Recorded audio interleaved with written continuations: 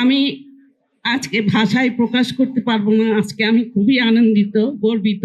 মহানগর যে আমাকে যে সম্মাননা দিয়েছে তার জন্য আমি খুবই আনন্দিত।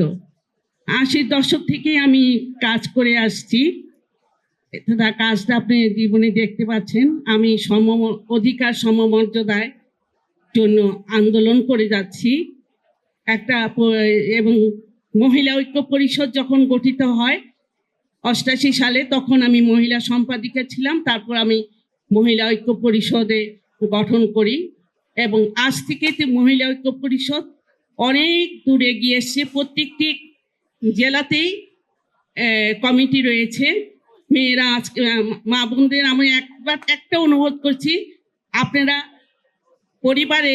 পরিবারের সম অধিকার সমমর্যাদায় একটা শিশু, যখন মেয়ে শিশু হোক ছেলে শিশু হোক, প্রত্যেকে একই সমান কাতারে আপনারা লালন পালন করবেন এবং অধিকার প্রতিষ্ঠার জন্য আপনারা শিখাবেন, সচেতনতার জন্য, এবং অধিকার যাতে আত্মনির্ভরশীল হয়ে উঠতে পারে।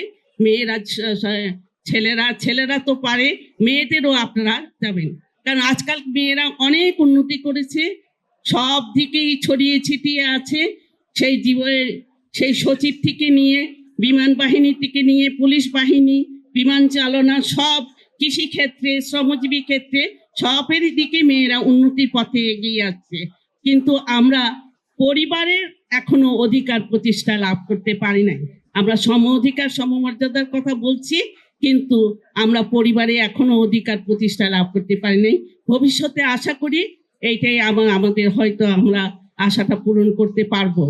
আমি আজকে কিছু বলবো না, সময় খুবই সংক্ষিপ্ত।